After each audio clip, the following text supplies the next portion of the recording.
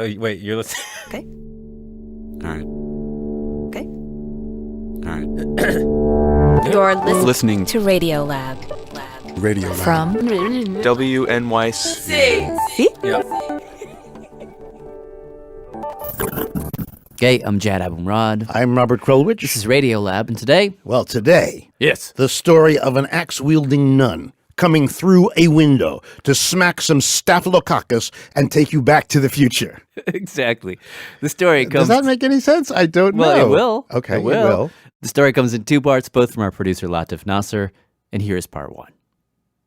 So the way the story goes, it starts in 1928. 1928, Alexander Fleming, the story goes, who knows if it's apocryphal or not, is growing Staphylococcus, in his lab. That's Mary McKenna. She's a science writer. And Staph is a bacterium. It lives on our skin, and it especially likes parts of the body that are warm and damp. So it likes to be just up our noses or In our genitals, or in our armpits, places like that. And generally, it's no big deal. Doesn't really do us any harm. But if it gets into a scratch or a cut and makes its way inside our bodies... Staph goes from being this benign companion to being potentially deadly.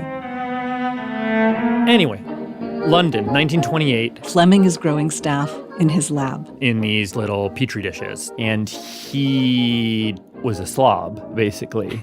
And he goes on a vacation, leaves his Petri dishes, covered in bacteria, just around, leaves his window open. And something blows across his lab plates. Some tiny little speck of a thing just floats in through the window and comes to rest on one of those Petri dishes. And so a few weeks later, Fleming, finally back from vacation. he needs to use those lab plates again, and he and his assistant go to clean them off. I mean, you'd imagine that he would see some real lush, nice, furry lawn of Staph just overflowing right out of the plate. Because it's been sitting there for so long. It's been a Staph party. But on one of the plates that they pick up, they realize that it's almost polka dot. It's got little dead zones all over it. Little patches where the Staph is dead. Dead Dead patches. zone. So something blew through the window, landed in the dish, and starts killing the bacteria. Yeah, and so when Fleming looks down at his plate, he sees that at the center of these, Staph dead zones, there's a Tiny speck of natural mold. Of mold. And they realize that that mold is expressing a compound that is killing the Staph around it. It's like emanating rays of death. What was the compound? That compound was called Penicillin. the first true antibiotic. Infectious diseases that had been killing people for as long as we had been people suddenly could be stopped. And it just blew in through the window? That is the story that's always been told. However it got there, it was amazing. It was a miracle. It was called a miracle drug, right? I mean, it really was a moment when the world changed. When Fleming was put on the cover of Time magazine. This was 1944, height of World War II. It was a picture of his face, and the banner on the cover said, "His penicillin will save more lives than war can spend."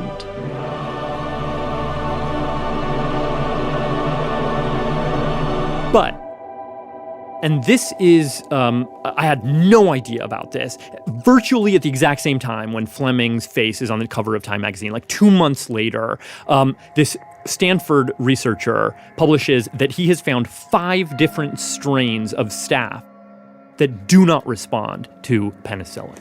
Really? Yeah. This is happening while he's on the cover? Virtually the exact same moment. And it's the first sign that Staph has responded to the penicillin in the world by developing resistance. It's almost like Set producer Soren Wheeler. the era of penicillin was over before it began. Almost before it began. Before it's even released to the general public. Wow. And that penicillin-resistant Staph moves across the globe. And in 1957, in Cleveland, some scientists gather together. And they are in a panic. They have no idea why they've lost the antibiotic miracle so quickly. So scientists across the globe put their brains together and try to come up with a new drug. The next amazing thing, And in 1960, they get it. methicillin. and it works. For about 11 months. 11 months? And so we started this arms race. There was a bug, and then there was a drug that took care of it, and then there was a better bug. Drug bug. Right, exactly. I actually found this list. Do you want to hear it? Yeah. Okay, so streptomycin, 1943, resistance 1948. Methicillin, 1960, resistance 1961. Clindamycin, 1969, resistance 1970. Wow. You can think of it as leapfrog, or you can think of it as a game of whack-a-mole. Ampicillin, 1961, then 1973. So that's a little. Carbenicillin, released 1964, resistance 1974. They're getting better. There were always more drugs. The drug development was doing really well for a really long time. Hypericillin, introduced 1980, resistance 1981. But after the year 2000, drug companies begin to realize it's not really in their best interest to make antibiotics anymore. And the end I have on this list is linezolid, which is introduced 2000, resistance 2002. Wow. And there are a few more, but you get the idea. Antibiotic approvals, the entry of new drugs to the market, just kind of fell off a cliff. Why? Well, it takes 10 years and $1 billion to get to the point where the drug is marketable. But as soon as you get the drug on the market, The resistance clock is running. so you probably won't make your money back. And as you've probably heard, we now have these situations Well, a frightening new warning from the Centers for Disease Control about the spread of a string of germs Where that are literally resistant to nothing nearly works. all drugs. So-called superbugs are now turning up in hospitals in And 42 the patient states. dies. there are now bugs that can resist all of our drugs. I have seen physicians break down weeping over this. It's not the way that medicine is supposed to fail anymore, but it does. I mean, I know that possibly the origin story of penicillin is apocryphal, so this is all a little suspect, but, just to enjoy imaginings for a moment, like, it just seems like if that happened, let's just open up a bunch more windows. Just something ought to blow in. But we could wait a long time, right? I mean, Staph had been around Right. for millennia before 1928. But the whole reason that I wanted to do this story is because kind of there is a new window. It's a different kind of window, though. Not a window next to some petri dishes. Not a window next to some petri dishes, kind of a window next to some petri dishes, but a totally different kind of window. What kind of window is it? Well, I'm about to tell you that. Is something blow into the window? Yeah, but it's not mold. It's way more fun than mold. It carries an axe. How about that? So it's a person. Maybe. I don't know I don't even know what I'm referring to anymore. Part 2? Yeah. Okay. Hey, I'm Jad Abumrad. I'm Robert Krulwich. This is RadioLab. We're ready now for part 2. Now, remember when part 1 ended, there was a window open and something was going to come through. We don't know what. We know it's not mold. Yeah, we know it's not mold. So whatever it is, whatever it was, whatever it will be, we will hear about it now from our reporter, Latif Nasser. Well, actually, there is this story about these two women who did open a window to an alien and distant land.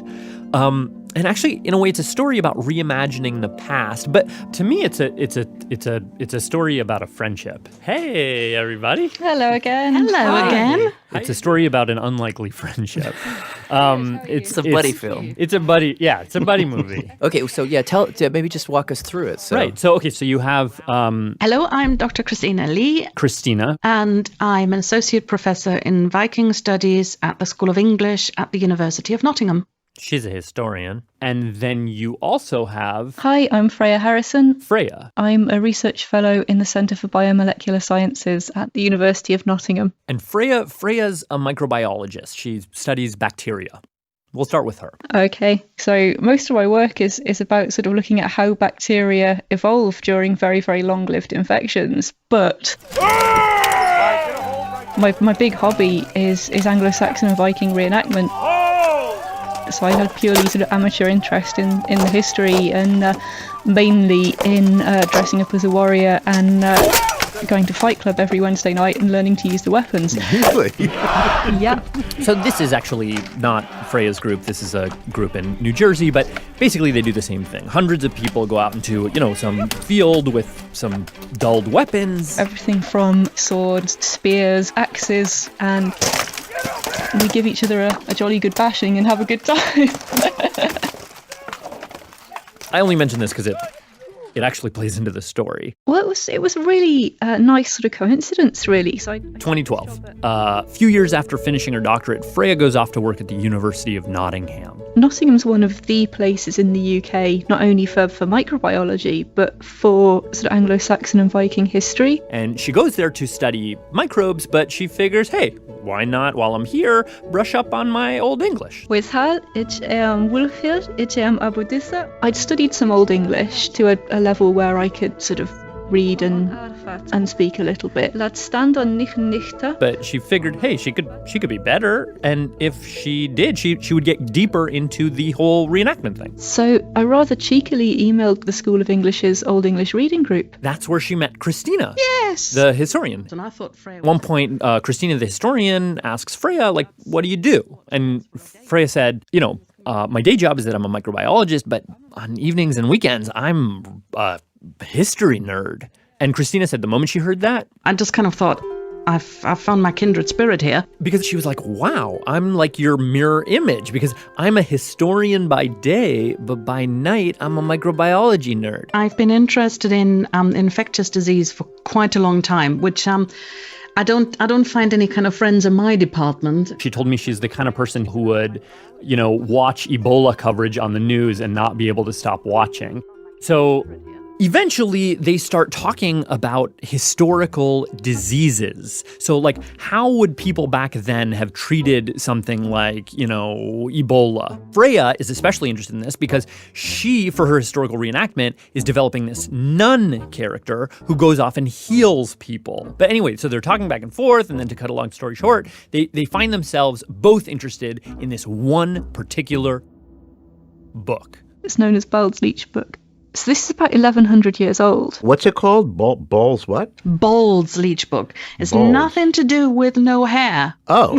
Even though it is spelled. Is it B-A-L-D? It is indeed. And leech like a leech, like a little worm that grabs onto your and sucks your blood? No, it comes from the Old English word leche, which is actually a healer or a doctor. So the little squiggly animals are called leeches because they're medicinal, not the other way around. Oh. So the doctor wasn't named for the leech was named for the doctor. Exactly, yeah. And Bald is a man, the guy who wrote We the book? think it's a guy. We think it's a guy's name. And what is this book? So it's kind of like this old healer's handbook. It's filled with these potions and cures. The original manuscript is in the British Library. Locked away. But 21st century, very kind people have digitized the original Old English text and put it online. So Christina and Freya bring it up, and they start going through all the remedies. And, it describes to you remedies for stuff that is a little bit different. Things like possession by the devil. Which, according to this leech book, the remedy for someone who's possessed by the devil is you make this kind of like foul brew. You make them drink it, and it'll make them vomit out the devil. And then there's another remedy for warts. And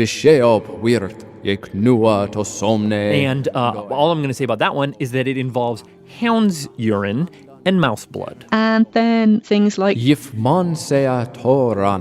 shall we say, make your husband more physically attentive or less physically attentive, whichever direction you need to moderate it. Pig's blood, I hope, or toad blood. Drink on neacht nestia. Actually, it's just you boil a plant in some water and give it to the guy. Oh. Yeah. Anyway. So Freya and Christina are going through this leech book, looking for some kind of wound. Something that was clearly an infection. Some pussy something. Something we could clearly say that's bacterial. And eventually they find an entry where at the end of the recipe it says in Old English, Sebetsta lachadom. Sebetsta lachdom. The best medicine. The best medicine.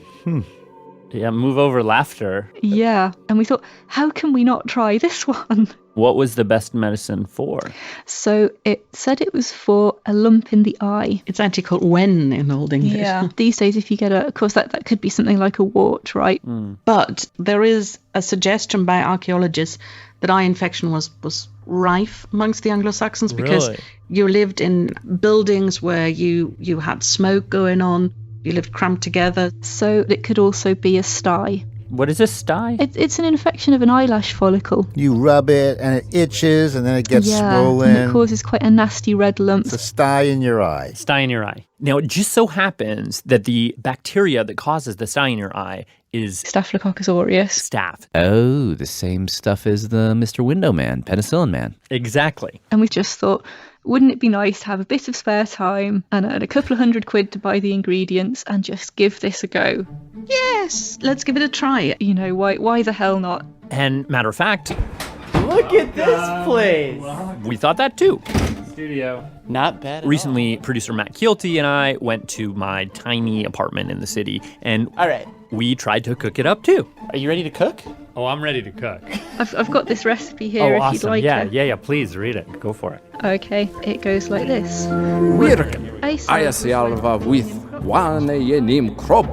That's the first line of the recipe, and right off the bat, for Christina and Freya, there's a problem. That first ingredient, The word kropliach. Kropliach. Christina said it was quite difficult to translate. Nobody quite knows, what it is. But luckily, just a couple words over, was a clue. And garlic. The second ingredient, garlic. Which is an allium species, and kropliach. We know this was another allium. That's what the Dictionary of Old English tells us. So they figured probably what they were dealing with was an onion or a leek. But we didn't know which one. So we thought, okay, we'll try one that has onion and one that has leek. Now, the recipe doesn't call for this, but we did it anyway.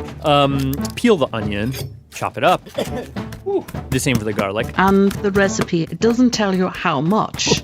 It just tells you equal amounts of. So you take out the measuring cups, you measure out equal amounts. Yeah, equal amounts. Into the pestle. And then after that, Okay, it says Be pounded well together. Okay. So you have to be really pounded. And pounded Freya did. Yeah. So lots of time with a mortar and pestle. Muscles built up from wielding a sword for pounding the ingredients. Look, it's starting to be more of a mush. third ingredient, The next one was definitely something you wouldn't have knocking around in your kitchen. Ox gall. ox gall. Bovine bile from a cow's gallbladder. What do you have to kill the cow and then go reach it? No, it's actually a very standard ingredient in microbiology labs. Ox bile. Today in 2015, you can but should not just buy it on the internet. Here we go. And so you take the ox bile, add it to the onion and garlic. And then the fourth ingredient, wine. It's wine time. Red wine, white wine, what kind Whoa. of wine are we talking about here? This is the thing. So we had quite a discussion about what type of wine should we use, and we don't know really, did they have red wine, did they have white wine, what was the alcohol content? But I did a bit of detective work. And she figured out that the monastery where this leech book was written, well, she figured out where their vineyard was. And just down the road, there's this modern organic vineyard. So they used that wine. Cavicchioli and figli. I just want to point out how difficult it is to find English wine. We had to use Italian, but once you get all that stuff together, you're onto the final ingredient. The fifth ingredient was actually that you're specifically told that you have to mix these ingredients together in a brass or a bronze pot. I don't have one. So we had to sort of add pieces of copper that would have been available to people at the time. So they had to do some research, but they figured out that the copper of today that is most like the copper of a millennium ago was actually cartridge brass, which is what's used as standard in plumbing fittings. Dropped a few pennies in there. We actually use pennies. Do I stir it? I think I stir it. It's like a world's worst cooking show. It looks and smells like quite a nice summer soup. Oh, that looks awful. Oh, that's so gross. Clearly, we botched this whole thing. And finally... All right, so we're going to cover it. Okay, we're covering it. The directions say we have to let the whole thing sit for a while. It has to be stored for 9 days and nights. Okay, that's it. 1 day goes by, 2 days, 3, 4, 5. 6, 7, 8, 9. All right, 9 days later. All right, here we go. You ready? Mm-hmm. All right, here we go. And then you have to strain it through a cloth. The liquid that comes off, you apply to the person's eye. Oh, the liquid. And With a feather. Say betsta latchadom. Now, clearly we didn't have any staff to try this out on, but Freya in her lab, she made these mock wounds. With these little plugs of collagen, so it's a bit like jelly. Basically, it's like a goopy substance made to be kind of like a flesh wound. And we infect these wounds with bacteria, with the staph. Then they put this 1,000-year-old recipe that had been standing there for 9 days. They put it on the bacteria that was in the fake wound. We didn't think this was going to work. No. We thought, well, given the ingredients, we might see some small killing effect on the bacteria, but it won't be anything to write home about. They thought maybe it'd kill 10%, 20% of the bacteria. But then when they came back the next day... it was a staph massacre. It went on a rampage. It went on a staph rampage. It was killing, 99.99999% of these bacterial cells. What? Yeah. First we thought we'd made some sort of mistake and this was some kind of fluke. We'd accidentally mixed up our plates or mislabeled something. So they run the entire experiment again. They grab the ingredients, mash them up, put them on some bacteria, and it happens again. Just absolutely wiped out the bacteria in these fake wounds. Then they tried a third time and a fourth and a fifth, and it works every time. And this is just something you really don't see in your career as a microbiologist. And eventually, they escalated from just regular staph to MRSA, to the methicillin-resistant staph. And this is one of the bad ones. The superbug. New government data estimate that about 2,000 people are dying of community-based MRSA every year. This one is very dangerous. So Christina and Freya, they sent some of Bald's brew to one of their collaborators in the States. Our collaborator, Kendra Rumbau in Lubbock in Texas. Kendra took the stuff, put it on some MRSA bacteria, and then a week later sent Freya and Christina an email. And I think it was actually a 3-word response. I think she just simply said, "What the fuck? What the Bald's Best Medicine had just wreaked havoc on the MRSA. It killed 90% of them. This is beyond our wildest dreams. Now, Freya and Christina made very clear that this is not yet a miracle drug. I mean, it's not even being tested in humans. So absolutely do not do this at home. They don't even know if this is safe. It might be that if you don't do it in exactly the way we did, nasty fungus could grow in it, give you a worse infection. So, we should not have done this. Matt and I, we dumped ours down the drain. But the thing about this whole story that is so intriguing and so cool to me is this time travel thing, which is so strange. Like, it's like the idea that something 1,000 years ago, like a bullet forged 1,000 years ago, we could use it now and then it could work. The time travel dimension of that is so weird to me.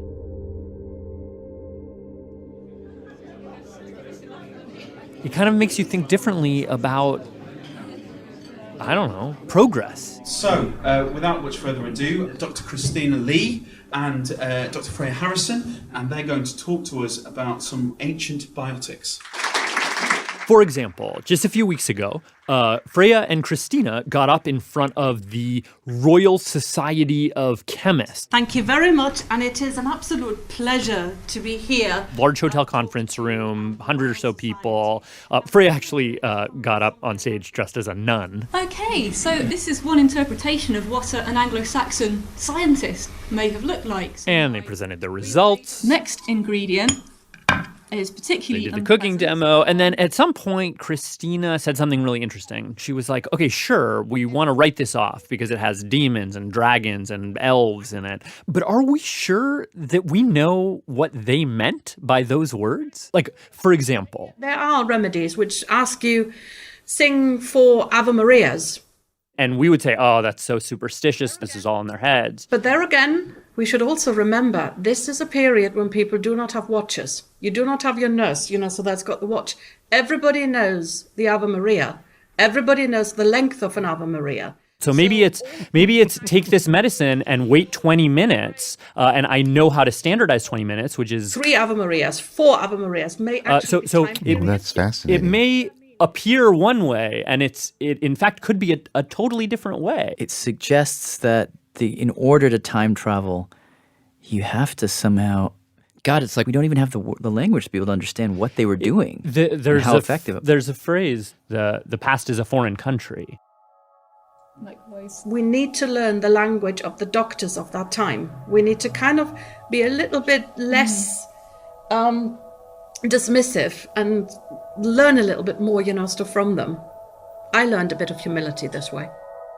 But here's the reason why this is so confusing to me. So 1,100 years is a crazy long time for humans. And for bacteria, that's like an exponentially crazy long time. Yeah. So how is it that something that this man bald was doing to these bacteria then, like it's not even the same bacteria? Yeah. How could that even work? That's an awesome question. So one thing we've got to think about is, well, why did these medicines drop out of use?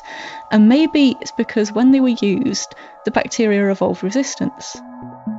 But now, 1,000 years later, when these medicines have not been used, you would expect that resistance to be lost. This is something that Maren McKenna mentioned to Soren and I, that sometimes when you take a drug out of circulation, sometimes resistance will decline. That doesn't always work, but sometimes resistance does decline. So if we had been using this compound through the ensuing 1,000 years, then maybe it wouldn't work. So there's an interesting discovery there, like that what worked once and then was resisted, you give it a rest and it can work again, and then it will be resisted. And you put it to rest, and if you had enough if you could go to different places in the different paths, to go to China, where they now got all these people studying Chinese cures and Arab cures, you could come up with a rich historical cocktail of armamentariums that will work if you bring them in, take them out, bring them in, take them out. And the whole world of the past then becomes the fruit of your future, sort of. So it's also like now I have suddenly an image that it's possible that This is Soren Wheeler, by the way, in conversation with Maren McKenna and Latif. That 1,000 years ago, these folks went through what we went through with penicillin, in that this guy wrote something in the book, and it's actually called The Best Medicine.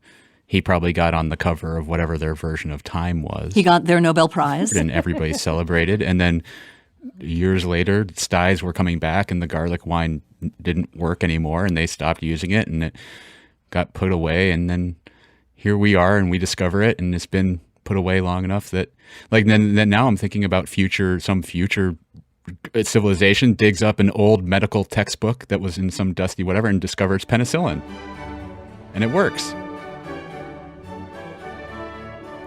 Did I lose you on that, Maren? No, I'm still with you. I don't know how. It just seemed like such a great hypothetical construction. I just didn't really know what I could add to it. Sorry. Sorry, I took over.